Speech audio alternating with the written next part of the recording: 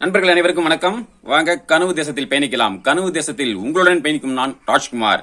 நண்பர்களே, இன்றைய காணொலி பதிவில் எதை பற்றி பார்க்க போறோம் அப்படின்னா, சீமானை பார்த்தால் எனக்கு பொறாமையாக இருக்கிறது என்று நெகிழ்ச்சியாக பேசிய வரலாற்று ஆய்வாளர் சாரங்கபாணி. அதை பற்றி தான் இந்த ஒரு காணொலியில பார்க்க போறோம்.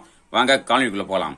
நண்பர்களே, அதற்கு முன்னால 2026 தேர்தலுக்கு இன்னும் 8 மாதங்கள் தான் இருக்கு. அப்ப அதற்குள்ள நமது கட்சியினுடைய வளர்ச்சி பணிக்கு நம்ம என்னெல்லாம் செய்யணுமோ அதை முடிஞ்ச வரைக்கும் நம்ம செய்வோம். அதனுடைய முதல் கட்டமா நான் கடந்த காணொலியும் பதிவு பண்ணியிருக்கேன். முதல்ல நமது கட்சியினுடைய சின்னத்தை முதல்ல கொண்டு போய் சேர்க்கணும். அதற்கான ஒரு முன்னேற்பாடா நான் வரும் சனிக்கிழமை எனது கிராமத்தில் உள்ள அனைத்து மக்களுக்கும் ஒவ்வொரு வீட்டிற்கும் நமது கட்சியினுடைய சின்னத்தை கொண்டு போய் சேர்க்கலாம், துண்டறிக்கை மூலமா கொண்டு போய் சேர்க்கலாம் அப்படிங்கிற மாதிரி நான் முடிவு பண்ணியிருக்கேன். அதனால நிச்சயம் அதை நான் செய்வேன். அதே மாதிரி இந்த காணொலியை பார்க்கக்கூடிய நமது கட்சி உறவுகள் நீங்கள் சார்ந்த பகுதியில் இந்த நிகழ்வை முன்னெடுங்க. முதல்ல சின்னத்தை கொண்டு போய் சேர்ப்போம். அதன் பிறகு நமது எண்ணம், அதாவது நமது கட்சியினுடைய கொள்கைகளையும் கொண்டு போய் சேர்ப்போம். அதற்கான எப்படி அதை திட்டத்தை எப்படி வகுக்கிறது, அதை எப்படி செயல்படுத்துறது அப்படிங்கிற பற்றி வரும் நாட்கள்ல அதை காணொலி மூலமா உங்ககிட்ட நான் பகிர்ந்துக்கிறேன். நம்ம எல்லோரும் ஒருங்கிணைந்து செயல்படுவோம். நாம் தமிழ்ச்சி வெற்றிக்காக பாடுபடுவோம். சரி நண்பர்களே, வாங்க இப்ப நேரா வீட்டுக்குள்ள போலாம். அது பாத்தீங்கன்னா, இப்ப சில நாட்களுக்கு முன்னால கிட்டத்தட்ட 2 வாரம் ஆகுது, 14 நாட்கள் ஆகுது, ஒரு காணொலியை பார்த்தேன்.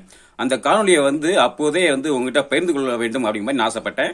சில காரணங்களால அதை பகிர்ந்து கொள்ள முடியல. இருந்தாலும் அதை பற்றி பேசியே ஆகணும் அப்படிங்கிற மாதிரி என் மண்டக்குள்ள ஓடிட்டே இருந்தது.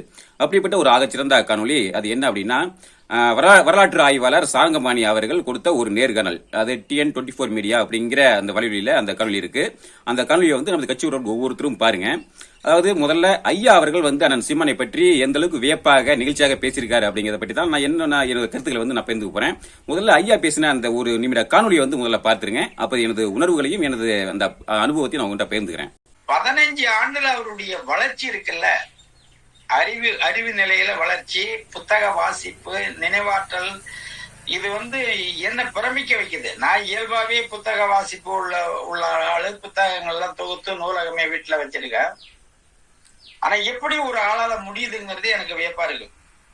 நாள்தோறும் போராட்டம், நான் இயக்க பணி, கட்சி பணி, இத்தனைக்கு இடையில எப்ப புத்தகத்தை எடுத்து வாசிக்கிறது? சும்மா உட்காந்துருக்கிற நம்மளாலே ஒரு நாளைக்கு ஒரு புத்தகத்தை எடுத்து முடியறது இல்ல. அப்ப எந்த நேரத்துல எல்லாம் வாசிக்கிறாரு? இப்ப நான் ஒரு அமெரிக்க அடியாளின் பொருளாதார அடியாளின் பார்க்க போலன்னு ஒரு நூல் ஒண்ணு இருக்கு. பாதி படிச்சு அதுக்கு மேல படிக்கல. உளவுத்துறை அவர் என்னென்ன நூல் எல்லாம் படிக்கணும்னு சொல்றாரு, அது எல்லாமே வாங்கிட்டான். பாதி படிச்சு அந்த மீதியை படிக்க முடியல. மீதி படிக்க முடியாத நிறைய படிக்கிறது கிடையாது. ஆனா ஒவ்வொரு நூலையும் எப்படி படிச்சு முடிக்கிறாரு அப்படிங்கிறது நம்மளுக்கு வியப்பா இருக்கு. இப்ப இந்த 15 ஆண்டுல இன்று இருக்க அரசியல் தலைமைகள்ல யாருக்கும் இல்லாத ஒரு பொது அறிவாற்றல், நூல் வாசிப்பு தன்மை, அறிவாற்றல், நினைவாற்றல், தங்குதடை என்ற பேச்சாற்றல், பேசும்பொழுது சான்றுகள் கொடுக்கும் போது பாரதிதாசனுடைய சங்க இலக்கிய பாடல்கள், இப்படி எடையடியா அது பாட்டுக்கும் சரளமா ஒடியாரக்கூடிய அளவுக்கு தன்னுடைய ஆளுமையை மிக பெருந்தன்மையில சீமானை வளர்த்திருக்காரு. அது எனக்கே பொறாமையா இருக்கு. என்னால பேச முடியும். இப்படிப்பட்ட ஒரு ஆளை போய் இந்த திராட தற்குறிகள் என்ன பண்ணுவாங்க? திருக்குறள்ல தப்பு இருக்கு. அந்த திருக்குறள் இல்ல, கருத்து பொருள்ல அவர் என்ன நோக்கு தப்புன்னு கருத்து கூறுற இந்த யாரா இருந்தாலும் அவங்களுக்கு 10 திருக்குறளை பார்க்காத சொல்ல தெரியுமா? சரியான தெரியாது. சரி, விட்டுடுங்க. சீமான் ஒரு சட்டமன்ற வேட்பாளர், சட்டமன்ற உறுப்பினராக கூட வரல. அரசியலை பொறுத்த வரைக்கும் அதானே. அவர் ஒரு அமைப்புக்கு தலைவர், மக்கள் மத்தியில பெரும்பான்மை மக்கள் மத்தியில ஏற்கப்பட்டிருக்காருங்கிறது வேற.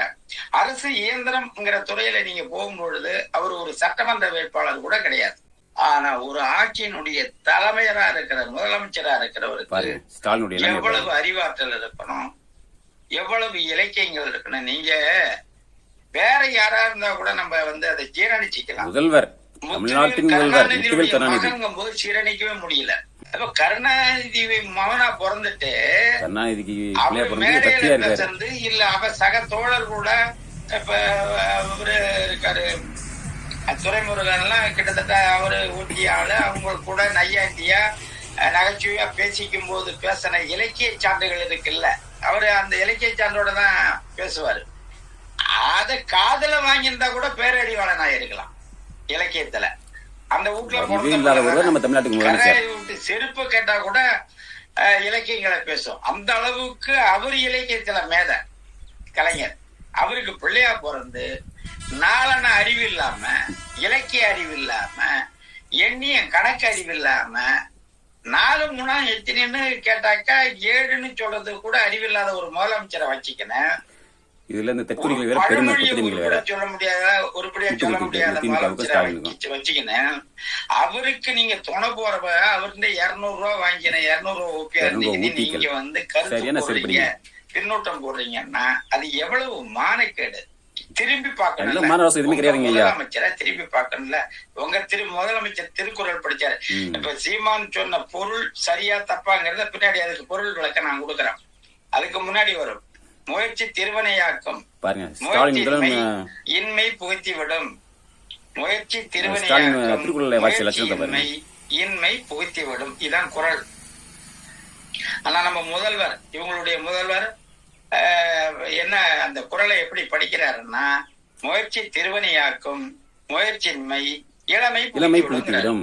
என்ன நண்பர்களே, ஐயாவுடைய அந்த கருத்துக்கள், அவருடைய பேச்சுக்கள் வந்து கேட்டீங்களா? அண்ணன் சீமானை பற்றி, அதாவது இந்த திராவிட தற்கூரிகள், திராவிட கொத்தடிமைகள், அவங்க வந்து அண்ணன் சீமான் மீது 1000 விமர்சனங்கள் வந்து வைக்கிட்டோம். அவங்க என்ன, ஏன்னா அவங்களுக்கு வந்து வேற வழி கிடையாது. ஏன்னா இன்னைக்கு சீமானுடைய அறிவு அவ்வளவு அந்த அளவுக்கு இருக்கு, அந்த அளவுக்கு அனுபவம் இருக்கு, அந்த அளவுக்கு திறமை இருக்கு.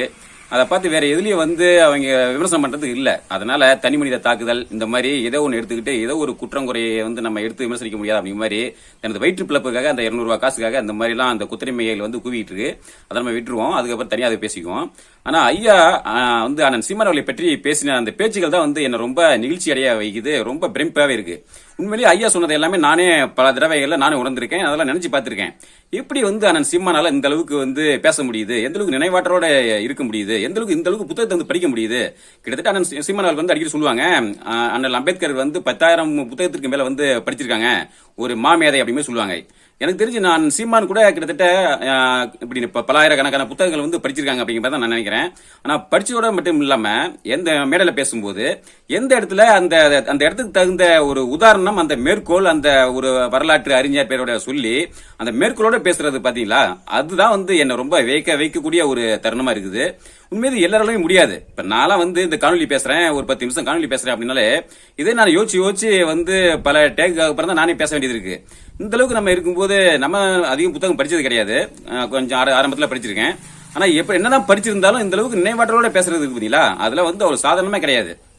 அந்த வகையில ஐயாவுடைய இந்த பேச்சு அப்படிங்கிறது என் மனதில் இருக்கிறத அப்படியே வெளிப்படுத்துற மாதிரி தான் இருந்தது. அதனாலதான் இது வந்து நான் உங்கள்கிட்ட பயந்துன்னு சொல்லிட்டு ஆசைப்பட்டேன். அது மட்டும் இல்லாம இந்த ஐயாவுடைய இந்த பேச்சு அப்படிங்கிறது, இந்த மாதிரியான காணொலிகள், இந்த மாதிரி ஐயாவுடைய பேச்சு வந்து என்னை போன்ற தமிழ் தேசியவாதிகளுக்கு, நாம் தமிழ் கட்சியில் பயணிக்கக்கூடியவர்களுக்கு ஒரு உற்சாகமாவும் ஒரு உத்வேகமாவும் வந்து இருக்கு.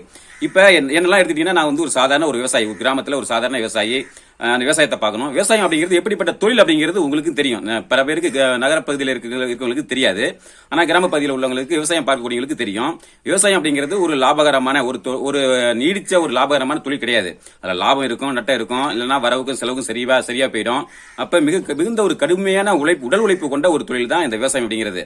அப்ப இந்த விவசாயத்தையும் பார்த்துட்டு நம்ம வந்து கட்சி பணியிலையும் வந்து ஈடுபடணும். ஏன்னா என்ன பொறுத்தவரை நாம் தமிழ் கட்சி மட்டும் தான் ஒரே தீர்வு, அண்ணன் சீமான் மட்டும் தான் ஒரே தீர்வு அப்படிங்கிற மாதிரி ஒரு மனநிலை கொண்டவன். அதனால எப்படியாவது நாம் தமிழ் வந்து வெல்ல வேண்டும், எப்படியாவது அண்ணன் சீமான் அவர்கள் வெல்ல வேண்டும் அப்படிங்கிற ஒரு எண்ணம் அப்படிங்கிறது என் ஆள் மனசுல வந்து இயல்பாவே தங்கிவிட்டது. அப்ப நம்ம என்னதான் விவசாயம் வந்து கடுமையான பணி இருந்தாலும் அந்த கட்சி பணியும் பார்க்கணும் அப்படிங்கிற மாதிரி ஒரு சூழ்நிலை இருக்கு. அதுக்கு பாத்தீங்கன்னா விவசாய பணியை தாண்டி குடும்ப சூழ்நிலை, பொருளாதார சூழ்நிலை அப்படிங்கிறது இருக்கு.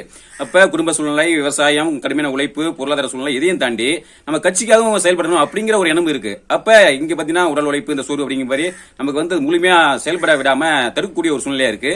இந்த மாதிரி சமயங்கள்ல ஐயாவுடைய இந்த கருத்துக்கள், இந்த மாதிரியான காணொலிகள், இந்த மாதிரி ஒரு நேர்மறையான கருத்துக்கள் வந்து அந்த சோர்வையெல்லாம் நீக்கி என்னை வந்து உற்சாகமா, என்னை போன்ற பல தம்பிகள் வந்து உற்சாகமா, ஊக்கமா என்னை வந்து செயல்பட வைக்குது அப்படிங்கிறது தான் நான் உணரக்கூடிய ஒரு விஷயம். அதான் நண்பர்களே, இந்த காணொலி வந்து கிட்டத்தட்ட ஒரு 14 நாட்கள் ஆனாலும் இதை வந்து நம்ம கட்சி உறவோட பகிர்ந்துக்கணும், எனது மனநிலையும் பகிர்ந்துக்கணும் அப்படிங்கிற ஒரு எண்ணத்தோட தான் இன்று இந்த காணொலி வந்து உங்களோட பகிர்ந்துக்கிறேன். நிச்சயம் இந்த ஐயாவுடைய இந்த பேச்சு வந்து இந்த காணொலி பெறக்கூடிய அந்த கட்சி உறவுகளுக்கு மிகப்பெரிய ஒரு உற்சாகத்தையும் ஊக்கத்தையும் கொடுக்கும். அது மட்டும் இல்லாமல் களத்துல வந்து உற்சாகமா களத்துல இறங்கி வேலை செய்யறதுக்கும் ஒரு உறுதுணையா இருக்கும் அப்படிங்கிற மாதிரி ஒரு நம்பிக்கை எனக்கு இருக்கு. நிச்சயம் வரும் நாட்கள் நிச்சயம் சிறப்பாக செயல்படுவோம். நமது கட்சியினுடைய வெற்றிக்காக, அண்ணன் சீமானுடைய வெற்றிக்காக, தமிழ் தேசியத்தின் வெற்றிக்காக நம்ம வந்து எல்லோரும் ஒருங்கிணைந்து நம்ம செயல்படுவோம். நிச்சயம் வரும் நாட்கள்ல அடுத்த கட்ட பணிகளையும் நான் உங்களோட பகிர்ந்துக்கிறேன். நிச்சயம் ஒருங்கிணைந்து செயல்படுவோம். இப்படிப்பட்ட ஒரு அழகான ஒரு பதிவு வந்து உங்களோட பகிர்ந்து கொண்டதில் மிக்க மகிழ்ச்சி. மீண்டும் அடுத்த ஒரு பதிவில் சந்திப்போம். நன்றி, வணக்கம்.